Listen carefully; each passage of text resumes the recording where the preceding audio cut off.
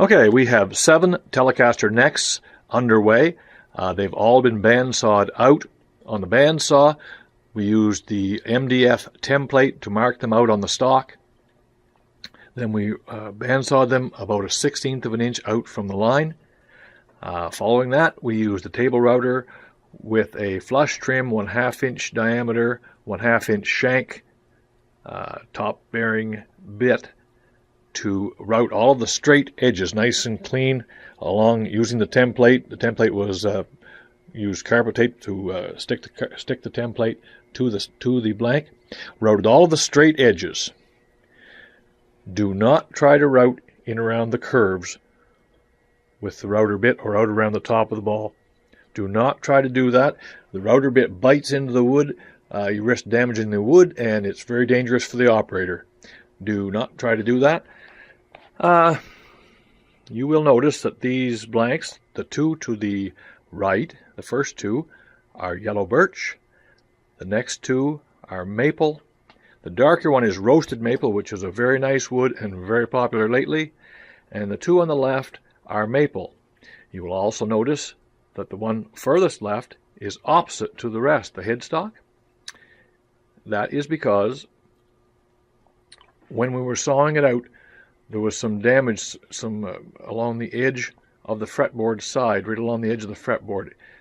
It was chipped a little bit, so we decided we would reverse that one, use the fretboard from the other side, and in so reversing it, we ended up with a Jimi Hendrix style neck.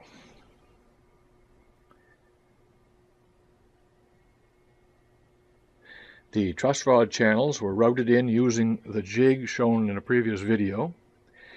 The arc, Tele uses an arced truss rod channel. It is a 147 inch radius arc. It is about 3/4 of an inch deep at the headstock end, and about 5/8 of an inch deep at the tailstock end. These are all routed in from the back side of the neck, back side. We chose to go with a truss rod. Traditionally, they would have a truss rod like this, and you thread a ball like this on the end of it, and probably very common in acoustic guitars. We chose to use that ball on a truss rod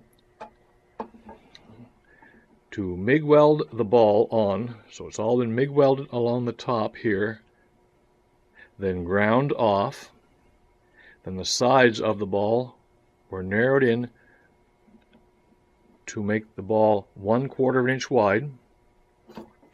The ball will now fit in the truss rod groove, like so. One of the next steps is to drill down to the bottom of the groove, a place for the shoulders of the ball to rest, to make a place for the shoulders to rest on. Then when the skunk strip goes in, the skunk strip will also rest on the ball, or at the bottom of the skunk strip will rest on the ball. The key criteria we're trying to meet here is to make sure that the shoulders of the ball both rest evenly on solid wood. What we don't want is for one side of this to be pulling more than the other side. That may cause the ball to twist, and if it twists, there's an opportunity for it to fail right at this point. So we don't want that to twist. We want an even pull on both shoulders. So that will set down in. The bottom end will be drilled down through here and out the end. We are going to use the method where these are adjustable through the tailstock, through a nut, this star nut. It's a long nut. It will fit up in like this,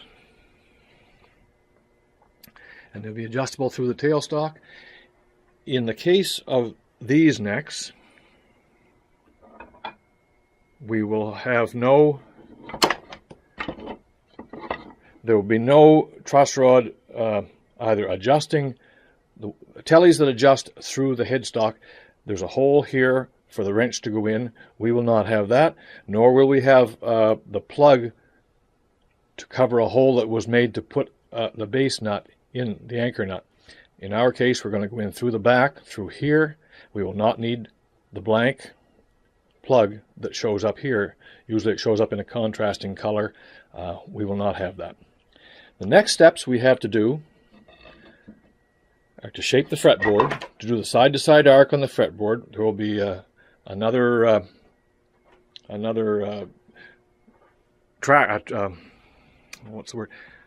piece made to go on this jig that we can use that jig, adapt it to making the side-to-side arc.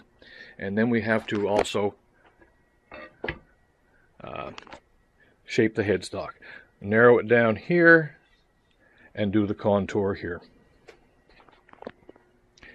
You'll notice that we have 7 blanks.